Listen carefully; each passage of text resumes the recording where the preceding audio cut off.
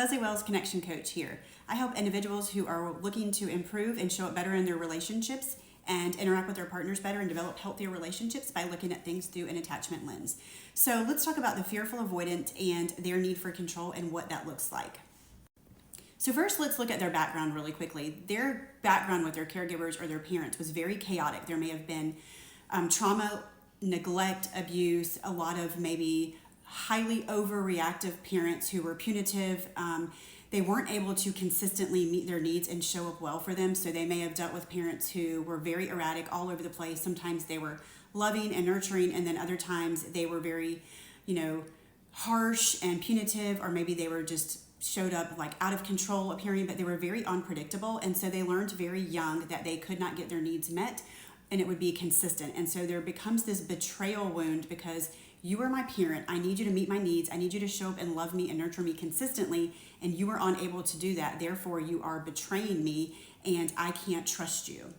These parents can facilitate between being engaged and present and then having like outbursts and being snappy and reactive, and the child never knows what they're going to expect. So they may come home from school and really tiptoe around and try to manage the emotions. They might be more avoidant if they notice that their parents like in a really highly reactive state, or they're very agitated, or they're loud and yelling. They may avoid and go to their room and hide, or they may find that their parent, they come home and their parent's having a really good day and they can lean in. So it's very confusing. And so you will see as the fearful avoidant goes further in their adult relationships, they do all of those behaviors too. They will lean in and they will pull away. So this sort of childhood leaves a person that goes into their adult relationships with high anxiety, also mixed in with avoidant tendencies. So to be able to survive and navigate that situation, they really live in this survival mode, and they very much have to manage the things around them, or they try to develop a sense of safety, which is something that they lack. If they are constantly worried that the person that's going to care for them, whose mercy they're at, is going to not show up well for them, is going to betray them by not showing up well for them, then they learn to control everything around them to establish a sense of safety and to sort of make sure that they have braced themselves for that disappointment, that letdown, that betrayal that they are so certain is going to happen at some time because that's been their experience. They've learned that relationships and love are unsafe and unpredictable, and so if they can control that, then maybe they can make it a little bit more predictable and protect themselves. So here's what that can look like if you're in a relationship with a fearful avoidant. It can look like the fearful avoidant trying to, maybe they have to know every single detail about everything. And this is actually one of the ways that you can show up well for them, is by giving them as much information as you can when you go somewhere, when you're doing something, like what's going on with you and your internal world. Like that tremendously helps them and creates safety for them. But having to know every detail is because they don't want to find out that detail that's going to, prove to them that the other shoe is going to drop or that you're going to hurt them. They're always looking for something that you're going to do to hurt them because that's been their experience with people in love. So knowing every detail is a way that they will control things. Another thing they will do is really obsess about controlling every single thing that you do, whether it's your hobbies, whether it's, leading you in a certain direction and not hearing what you want for your life. They can be really jealous when it comes to maybe friendships that you have with other people, even not opposite sex people, but maybe the time that you're spending with friends away from them. But they tend to sort of control everything around them. And they're trying to prevent situations that in the back of their head could potentially hurt them, or lead you further away from them and leave them feeling abandoned and rejection.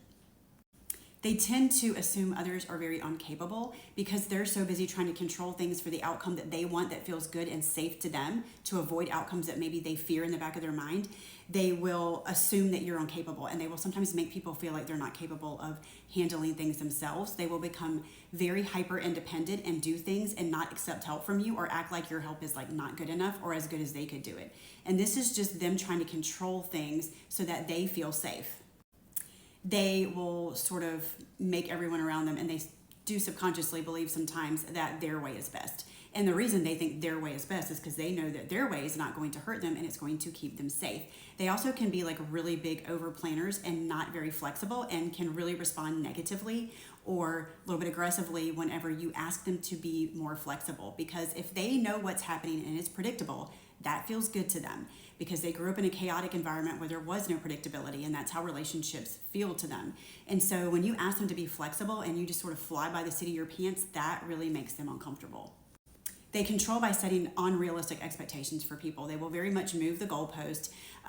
So my kids play soccer, so I think of it like a soccer goalpost, but they will ask you to maybe spend more time with them one-on-one and less time with your friends. And then you start showing up for them in that way. And then all of a sudden they move that soccer goal. And the next thing is, you don't do enough around the house. Why don't you pick up some slack with doing dishes and doing this? And then you start doing that, and then they move it again. And this is a subconscious way to see if you're going to follow that soccer goal around and actually jump through all the hoops to kick the ball through to prove to them that you are somebody who is trustworthy. And what they're looking for subconsciously is, will you show up to meet my expectations and my needs, because nobody has done that consistently before?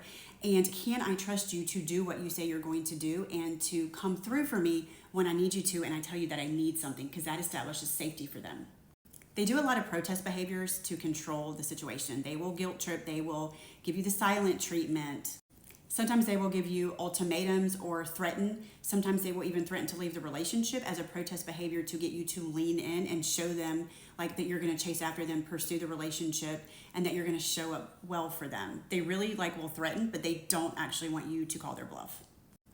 They will control things by choosing not to show vulnerability. And again, this could be subconscious where they're not actively choosing to not be vulnerable, but being vulnerable shows that they're not in charge, and they really need to hold on to that sense of being in charge to control their environment to keep themselves safe. These are the same people that will do the whole I told you so thing. And it's not necessarily that they're doing that to be malicious or rude. It's because they're like, listen, I told you that if you didn't do it my way, it was going to end up this way. And look, here it is. I told you so. They want you to do things their way because their way they know is going to keep them safe. And they have more trust that if you do things their way, that you're going to do what's best in their interest versus something that will hurt them. For a female who's a fearful avoidant, a lot of times they are just that take charge person. They really have a hard time resting in their feminine and letting their partner lead or their partner make decisions.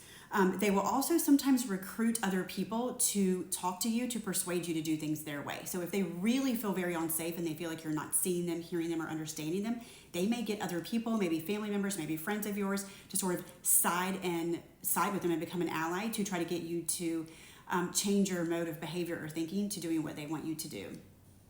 They're doing all these things because if they control the situations and they control you, then they won't be blindsided by something that you're going to do that is going to hurt them. So it's not that they're trying to be malicious or they're trying to really have the goal of controlling you in the same way that like a narcissist would or an abusive situation. They're doing it to provide their own sense of safety. So the intent is very different. That does not excuse the behavior or mean that you should not set boundaries or tolerate that. Not saying that at all. So here's what I would say if you are the FA.